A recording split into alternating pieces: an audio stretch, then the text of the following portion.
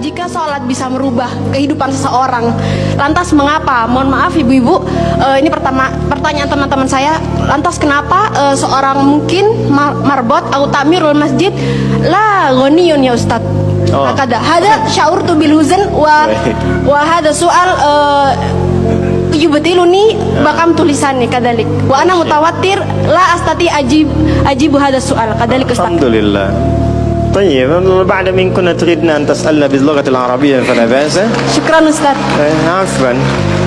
So you can ask me with any languages that you want to speak. If you want to ask with English, okay, inshallah. Even in Arabic, inshallah, I will answer.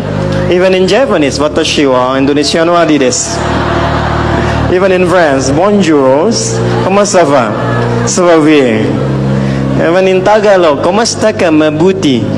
Even in Bangladeshi, kamu naso baluashi. Ini beliau tanya, singkatnya begini. Ya, saya senang belajar bahasa. Jadi saya kalau mau dakwah ke negara itu tertentu, saya pelajari bahasanya. Jadi saya mau ke Jepang, saya belajar bahasa Jepang. Ya, saya mau ke Eropa, saya pelajari. Ini teman kita, adik kita bertanya, kenapa marbot masjid itu nggak kaya? Kalau memang Islam itu datang untuk merubah kehidupan seseorang, pertanyaannya yang mau dirubah itu apanya? Karena mindset seseorang berpikir kalau berubah itu selalu penampilan materi. Sedangkan Islam itu datang bukan untuk merubah materi, tapi mempercepat dan memberikan keberkahan pada tujuan berkehidupan. Perhatikan baik-baik, ada 4 pilihan dalam berkehidupan. Silahkan gunakan.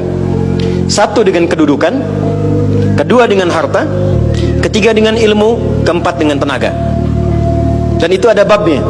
Kalau Anda ingin dengan kedudukan, jangan tanggung yang paling tinggi. Cita-cita diplomat jadi menlu sekalian. Cita-cita di birokrasi jadi presiden sekalian. Ya, jangan tanggung, jadi yang paling tinggi. Nanti ada babnya, ada fikihnya. Ya, namanya Kitabul Imarah namanya. Kitab ke-33 di Sahih Muslim. Ada 54 topik. Topik ke-33-nya adalah tentang tata kelola negara. Kalau ingin kaya, jangan tanggung. Raih tingkat ketiga sekalian. Tingkat pertama tuh kaya, kedua kaya banget, ketiga kebangetan kayanya. Dan semua sahabat dapat level itu. Nanti ada kurikulumnya di Al-Bukhari, Kitabul Buyu', kitab tentang tata kelola niaga. Tidak pernah ada sahabat Nabi, kemudian tabi'in dan generasi setelah itu yang mengamalkan bisnis dengan metode itu. Tidak pernah mereka berdagang dan kembali modal, nggak ada. Mereka selalu kembali untung. Nggak ada dagang kembali modal, kembali untung. Abdurrahman bin Auf, Utsman bin Affan. Yang pertama tadi Amr bin As, Umar bin Khattab dan sebagainya. 3, ilmu. Ilmu jangan tanggung, jadi pakar di bidangnya. Utsman lihat, oke, yang di birokrasi Amr, saya di harta. Tapi Ali melihat, Utsman sudah ngambil harta, Amr sedang ngambil kedudukan, saya pilih ilmu, passion saya di ilmu. Maka yang diperdalam ngaji. Abu Hurairah ikut, Salman ikut. Jadi kebanggaannya itu bukan ketika kaya, tapi ketika dia punya ilmu yang bertambah. Dan itu yang dia bawa bekalnya menghadap Allah. Kemudian yang paling menarik, ilmu sudah diambil oleh Ali bin Abi Thalib, Abu Hurairah. Harta diambil passionnya oleh Utsman. Kedudukan diambil oleh siapa? Umar bin Khattab. Ya, kemudian Amr bin As. Maka Bilal melihat, dari 4 ini tinggal 1, tenaga.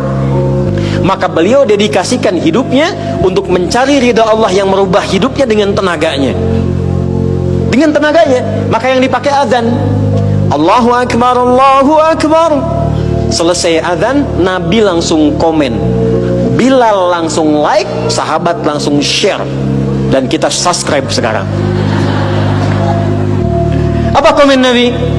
Aku dengar suara terumpah kaki Bilal di surga. Bilal ketika mendengar itu, adzan aja udah komen saya ke surga. Ngapain lagi saya kerja harta seperti Utsman? Secukupnya yang ada, yang penting saya jaga, meninggal masuk surga. Itu fikihnya. Maka dari sini muncul fikih marbot. Jadi kalau Anda ingin jadi marbot untuk mencari dunia, Anda salah tempat. Anda harusnya datang ke Hijab Fest, lihat orang jualan, pelajari itu, besoknya jualan jilbab. Kalau Anda ingin menjadi seorang ilmuwan, salah kalau jadi marbot. Belajar, datangi pengajian, pelajari dengan baik. Kalau kita tahu passion kita, bisa milih pertahankan untuk pulang, jadikan itu sebagai istiqomah jalan pulang kita. Jadi kalau Anda pengen sukses ukurannya duniawi, jangan jadi marbot. Nanti kotak infak hilang semua. Marbot tuh pilihan fikih, sanadnya ke Bilal. Saya punya murid-murid yang belajar khusus tingkatan S1 sampai S3. Kami berikan beasiswa, nanti sebentar lagi dibuka untuk yang perempuan. Itu yang ngajarnya semua pakai sanad. Jadi azan aja ada sanadnya sampai ke Nabi. Semua hadis pakai sanadnya. Jadi itu jawabannya. Untuk menjadi marbot, perubahan yang dihadirkan dalam Islam, tinjauannya tidak selalu materi. Maka apa yang dipilih itu? Kalau sudah dipilih, maka jaga konsisten sampai pulang. Nanti menjaga konsisten itu babnya 9 lagi tingkatannya untuk konsisten. Konsis 1, konsis 2, konsis 3, konsis 4, sampai konsis 10.